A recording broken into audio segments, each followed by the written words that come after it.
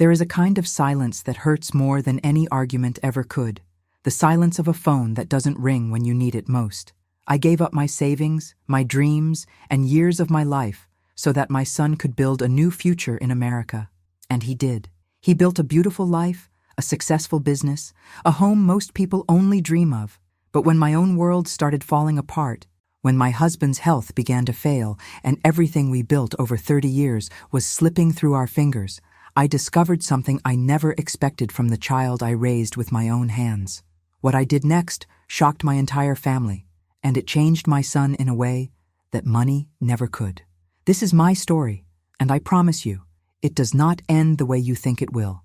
There is a kind of pain that doesn't come from losing something. It comes from giving everything you have to someone, watching them become everything you dreamed they would be, and then discovering that in their new life, there is no room left for you. That is the kind of pain I carried for years, hidden behind a smile, behind polite phone calls, behind the words, "I'm fine, don't worry about us." I told that lie so many times that I almost believed it myself. But tonight, I am done pretending. Tonight, I am going to tell you what really happened between my son and me, and how a mother who gave up everything for her child's future ended up begging quietly, in silence, for a little bit of that future to be shared back. My name is Nandita Sen. And for more than 30 years, my husband and I ran a small family restaurant in a busy neighborhood in India. It wasn't a fancy place. The tables were simple, the chairs didn't always match, and the walls carried the smell of spices that had soaked into them for decades. But it was ours. Every morning before sunrise, my husband would go to the market to choose the freshest vegetables, and I would start preparing the dough for the bread we sold fresh throughout the day. We built that restaurant from nothing, brick by brick, plate by plate, year by year. We were never rich. We never had a big house or an expensive car. But we had something that felt even more valuable: stability. We knew that if we worked hard, we would have enough to eat well, enough to keep the lights on, enough to send our only son to a good school. That son was the center of our entire world. From the moment he was born, my husband and I made a silent promise to each other. Whatever we had to sacrifice, our son would have opportunities that we never had. We worked extra hours. We skipped vacations. We postponed repairs on our own home so that we could afford better tutors, better books, better everything for him. I remember nights when I would come home from the restaurant so tired that my hands trembled, and still I would sit with him at the kitchen table, helping him with his English lessons, because even then, I had a feeling that his future was going to be bigger than the four walls of our restaurant. And I was right. He was a brilliant student. Teachers spoke about him with admiration. Neighbors would stop me on the street just to tell me how proud I must be. And I was proud. I was so proud that sometimes it felt like my chest could not hold all of that joy. When he was accepted into a university program that could lead him to the United States, I did not think twice. I cried, yes, but they were tears of joy mixed with the ache that every mother feels when she knows her child is about to fly far from her arms. The truth is, going to America was not cheap. It required money we did not have sitting around. So we did what parents in our position often do. We found a way. We used almost all of our savings, the same savings we had been building for over a decade, to eventually renovate the restaurant and secure our own retirement. We told ourselves it didn't matter. We were young enough, strong enough, we could rebuild those savings later. What mattered was giving our son this chance, a chance neither my husband nor I ever had. When he first arrived in the United States, everything was new and frightening for him. He would call us late at night, his voice tired and unsure, telling us about how different everything was: the language, the customs, the loneliness of being far from everything familiar. I remember staying awake many nights, just waiting for those calls, because I knew that hearing my voice gave him a small piece of home to hold on to. During those early years, we continued to help him financially whenever he needed it. Rent was too high one month, so we sent money. His visa paperwork required unexpected fees, so we found a way to cover it. A medical emergency left him with bills he couldn't pay alone, and without hesitation, we wired what we could, even if it meant we had less that month for ourselves.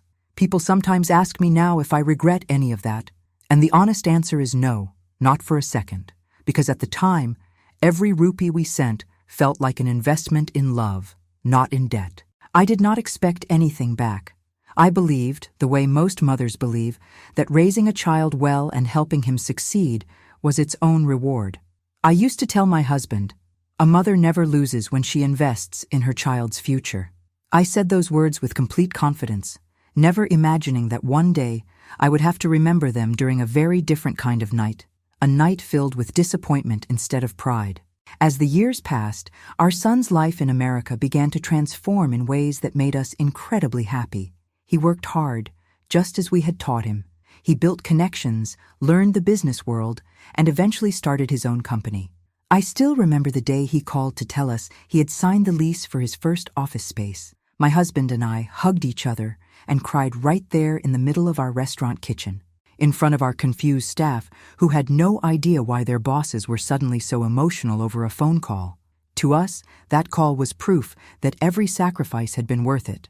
Our son, the boy who once sat nervously at our kitchen table, struggling with English vocabulary, was now building something real for himself on the other side of the world.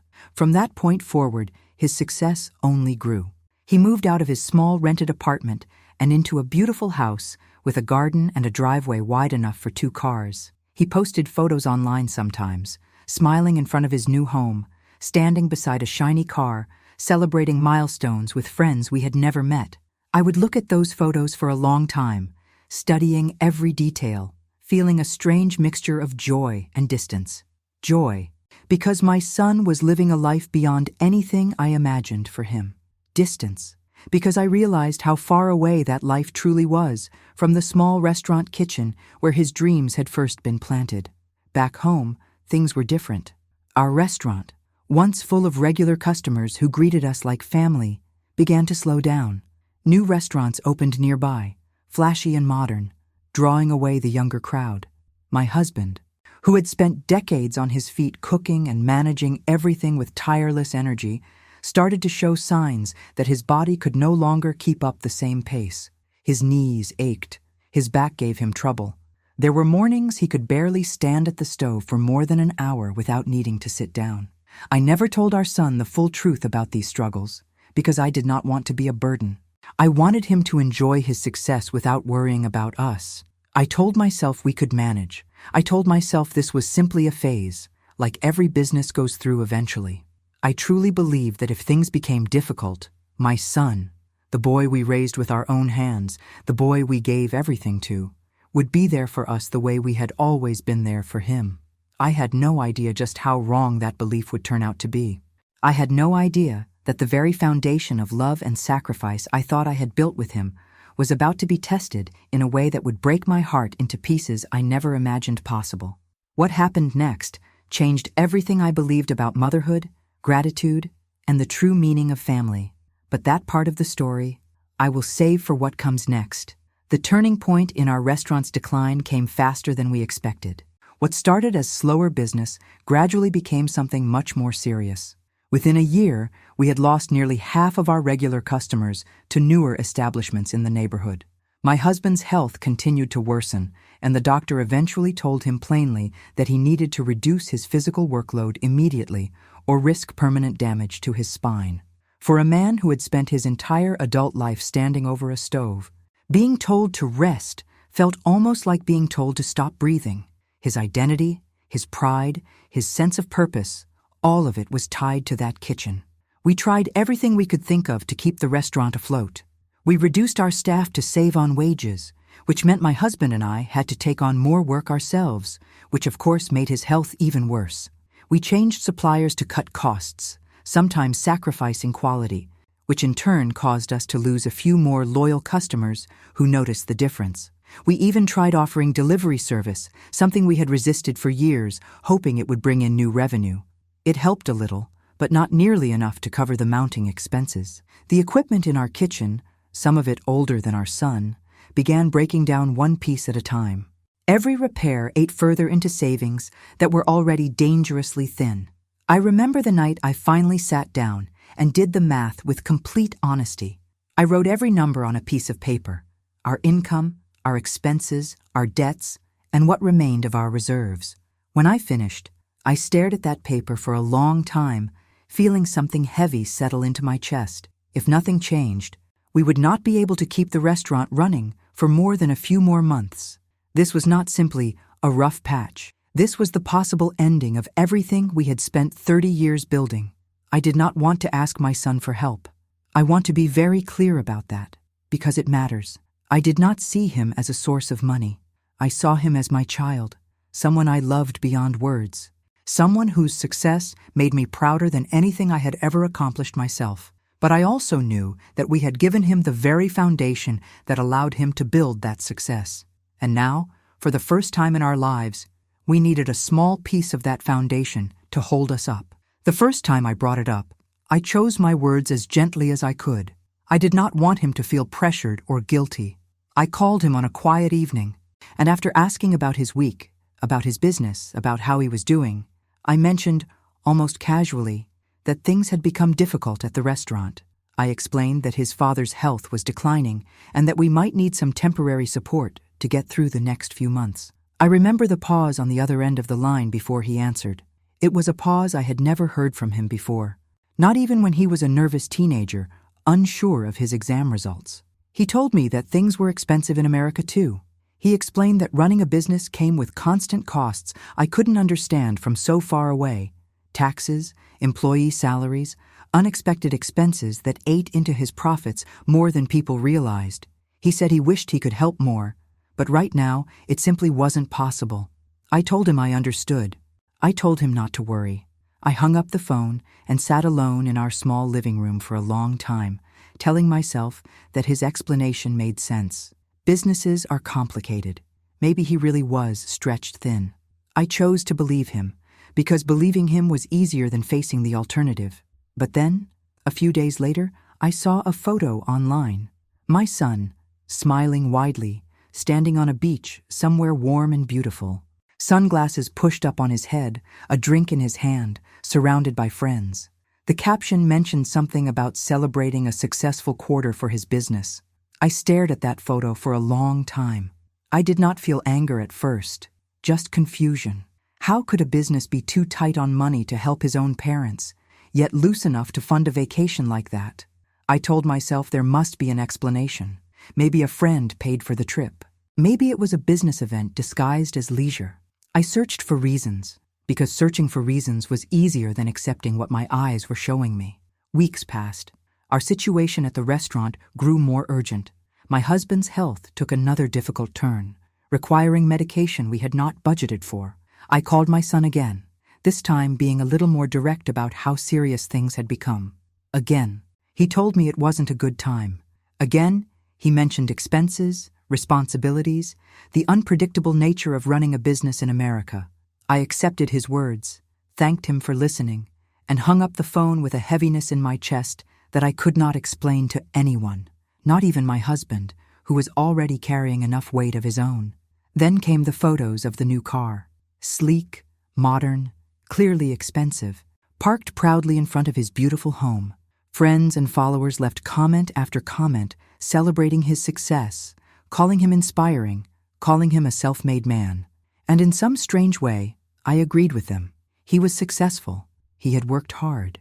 But watching those comments pile up while I sat in a restaurant with a broken air conditioner we couldn't afford to fix, while my husband winced in pain every time he had to stand for more than a few minutes, something inside me began to shift. I want to be honest with you.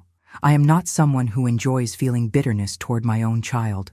Bitterness is heavy, and I had spent my whole life trying to fill our home with warmth instead of resentment. But there is a particular kind of ache that comes from realizing that someone you sacrificed everything for has quietly decided that your struggles are simply not urgent enough to interrupt their comfort. It is not the same as anger. It is something quieter, and in some ways more painful. Months continued to pass this way. Every time we faced a new difficulty, I would reach out gently, carefully, never demanding, only asking.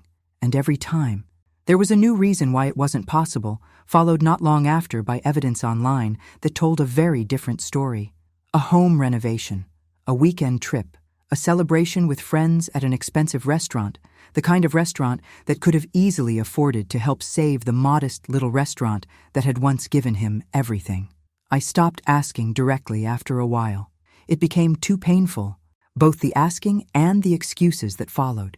Instead, I focused on finding my own solutions. I spoke with the bank about a small loan. I considered selling a piece of jewelry that had been passed down from my own mother. My husband, despite his pain, began going back into the kitchen more often than the doctor advised because he could not bear to watch me struggle alone. Watching him force himself to stand at that stove, wincing with every movement, broke something inside me that I am not sure has ever fully healed. It was during this period, watching my husband sacrifice his health while our son sacrificed nothing at all, that I began to understand something important. The distance between us was no longer about miles or time zones. It had become something much deeper, a distance in values, in memory, in gratitude. And that realization would soon lead me to make a decision that would change everything between my son and me, a decision that even I could not have predicted just a few months earlier. There is a specific night I think about often because it was the night everything inside me finally became clear. My husband had collapsed in the kitchen, not seriously, but enough to frighten our 2 remaining employees so badly that they called me screaming into the phone. I rushed from the market, my heart pounding harder than it had in years, and found him sitting on the floor, pale, sweating, insisting he was fine even as his hands shook. We took him to the hospital that night.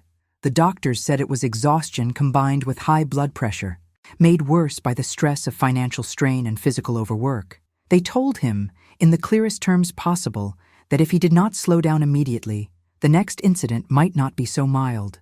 I sat beside his hospital bed that night, holding his hand, watching the machines beep steadily beside him, and I thought about our son. I thought about the countless nights we had stayed awake, worrying about him when he first arrived in America, frightened and alone.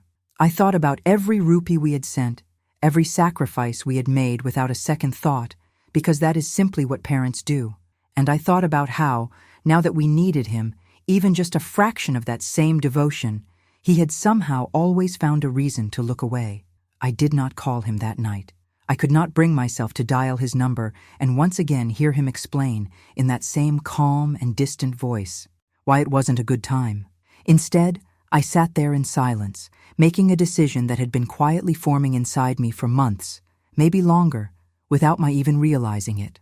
The next morning, once my husband was stable and resting, I went home and opened the old wooden drawer where we kept our important documents. I found the folder containing information about the restaurant, the property papers, the years of financial records, everything that represented 3 decades of our lives. I sat at the kitchen table where I once helped my son with his English lessons, and I began making calls, not to him, but to a business consultant a friend had recommended. I explained our situation honestly: a struggling restaurant, a husband whose health could no longer support the workload, dwindling savings, and a son overseas who was unable, or perhaps simply unwilling, to help. The consultant listened carefully and then presented an idea I had never seriously considered before: selling the restaurant. Not shutting it down in failure, but selling it properly to a buyer who could give it new life while giving my husband and me enough financial security to finally rest. At first, the thought of selling felt like losing a piece of myself. That restaurant held 30 years of memories. Our wedding anniversaries celebrated quietly in the back kitchen after closing time, our son's small footprints from when he used to run between tables as a child, the laughter of customers who had become like extended family over the decades. But sitting there with the folder open in front of me, I realized something important. The restaurant was not the thing keeping our family together. It never had been. What mattered was my husband's health, our peace of mind, and our ability to live the remainder of our lives with dignity, without waiting anxiously by the phone for help that never seemed to come. Over the following weeks, I quietly began the process. I met with potential buyers, reviewed offers, and consulted with the business advisor about the fairest and most secure option for our future. I did not tell my son what I was doing. This was not out of spite, at least not intentionally. It was because, for the first time in my life, I wanted to make a major decision about our future without needing his approval, his input, or his financial rescue. I wanted to prove to myself that we could take care of ourselves the way we had always taken care of him. During this time, my son continued reaching out occasionally, mostly through short messages asking how we were doing. My responses were brief and calm. I told him we were managing. I did not mention the hospital visit. I did not mention the sale. Something inside me had shifted from wanting him to understand our pain to simply needing to protect myself from further disappointment. I had spent so many months hoping he would notice our struggle on his own, without needing to be told directly, the same way I would have noticed his. But that hope had quietly transformed into something calmer, more resigned, and in some strange way, more peaceful. Eventually, we received an offer for the restaurant that felt fair, generous even, from a young couple eager to start their own business in a location with an already established reputation. Despite its recent decline, when I signed those papers, my hand trembled, not from sadness, but from the emotional weight of closing one chapter after 30 years. My husband, still recovering but present for the signing, squeezed my hand gently and whispered that he was proud of me for finding a way forward without breaking either of us in the process. With the funds from the sale, combined with careful planning, we were able to pay off our remaining debts, cover my husband's ongoing medical care, and set aside enough to live comfortably, modestly, but without the constant fear that had haunted us for the past year. For the first time in a long while, I slept through the night without waking up doing anxious math in my head. It was around this time that I finally decided to tell my son the truth, not to seek sympathy, not to make him feel guilty, but simply because he deserved to know what had happened to the restaurant that had shaped so much of his own childhood. I called him on a quiet afternoon and calmly explained everything. His father's health scare, the financial decline, the decision to sell, and the peace we had found afterward. There was a long silence on the other end of the line, much longer than any pause we had shared before. When he finally spoke, his voice sounded different, smaller somehow than the confident tone I had grown used to hearing over the past few years. He asked why I hadn't told him sooner. He asked why I hadn't given him the chance to help. And for the first time in this entire journey, I allowed myself to be completely honest with him, without softening my words the way I always had before. I told him that I had asked, several times, and each time, he had a reason why it wasn't possible, followed shortly after by evidence of a life that clearly had room for vacations, cars, and celebrations, but somehow never found room for us. I told him that watching his father collapse from stress and exhaustion, while scrolling past photos of his comfortable life, had taught me something I never wanted to learn about my own son. I told him that we did not sell the restaurant because we had no other choice. We sold it because we could no longer wait for a rescue that never came. The silence that followed was heavier than anything I had ever experienced with him. And in that silence, I felt something inside our relationship shift permanently, the way a bone shifts after it has been broken and begins healing in a slightly different shape than before. What happened next, in the days and weeks following that conversation, would change our relationship in ways neither of us could have predicted, bringing consequences, realizations, and a final decision that would define the rest of our lives together, or perhaps apart. In the days following that phone call, I did not hear from my son. No message, no missed call, nothing. Part of me expected anger, defensiveness, perhaps even excuses dressed up as apologies. Instead, there was only silence, the kind that feels heavier than any argument could ever be. I told myself I was prepared for this. I told myself that whatever happened next, my husband and I had already found our own peace, our own stability, and that peace did not depend on my son's response. Nearly 2 weeks passed before he finally called again.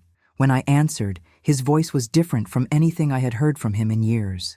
Gone was the confident, slightly distant tone he used during our previous conversations. Instead, he sounded tired, unsure, almost like the nervous young man who once called us during his first lonely months in America. He told me he had spent those 2 weeks thinking, really thinking about everything I had said. He admitted that he had built a habit of compartmentalizing his life, keeping his success in one box and our struggles in another, telling himself that if he didn't look too closely, he wouldn't have to face the discomfort of what that success might be, costing the people who made it possible. He apologized, not with a single quick sentence, but with a long, halting explanation that included admitting things I hadn't even accused him of. He confessed that part of him had been afraid that if he started helping us financially, it would somehow mean acknowledging that his own success was built on foundations he hadn't fully paid forward. He said facing that truth felt uncomfortable, so it had been easier to create distance instead, to convince himself that we were managing fine, that his help wasn't truly necessary, even when deep down he suspected otherwise. I listened to all of this without interrupting, and I want to be honest about how I felt in that moment. It was not immediate forgiveness, and it was not lingering anger either. It was something quieter, something more complicated. I felt the relief of finally hearing him acknowledge what I had lived through, but I also felt the weight of everything that acknowledgement had cost us to reach. Understanding does not erase pain. It simply gives pain a place to finally rest. He asked if there was anything he could do now, anything at all, to help make things right. I told him the truth. The restaurant was already sold, the immediate crisis had already passed, and in many ways we no longer needed rescuing.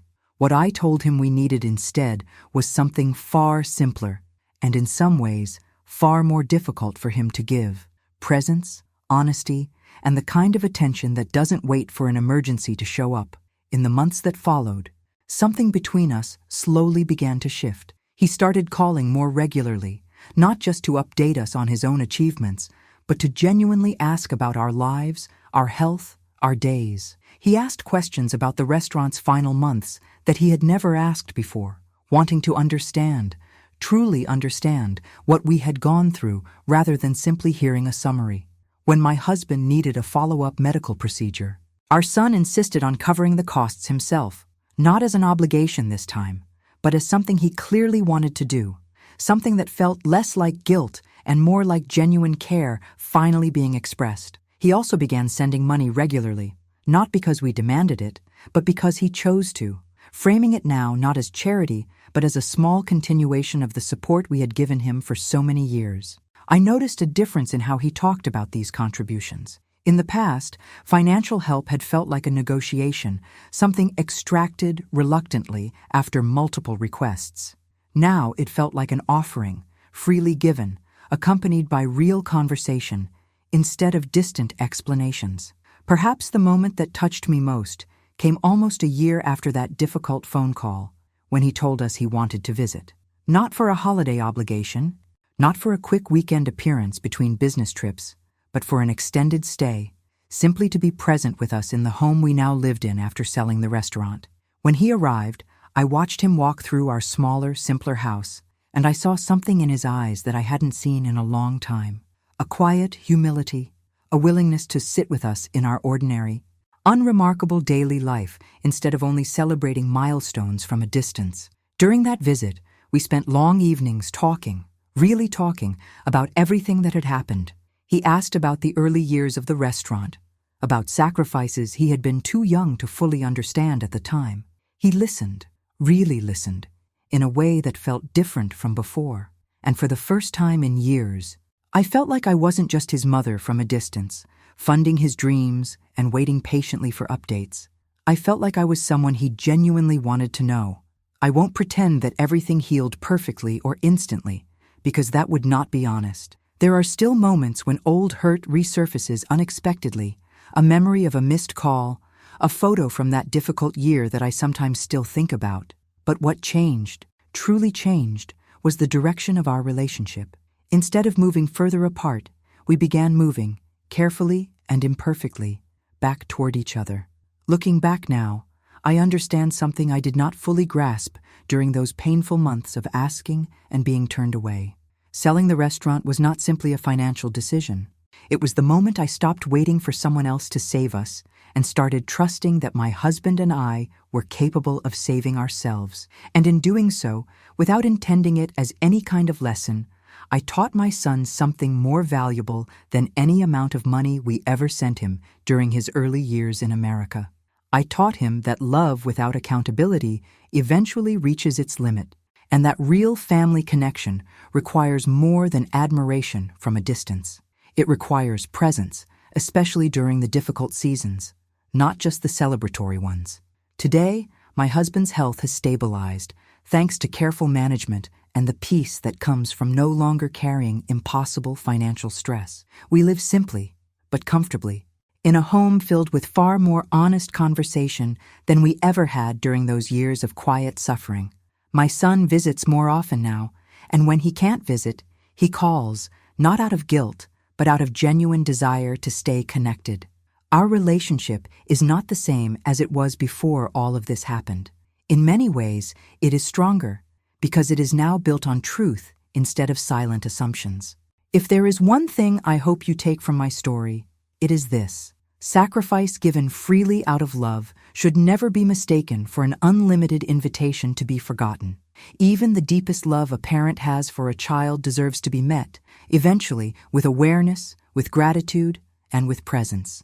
It took heartbreak, a hospital room, and the sale of 30 years of our lives for that truth to finally reach my son. But in the end, it reached him.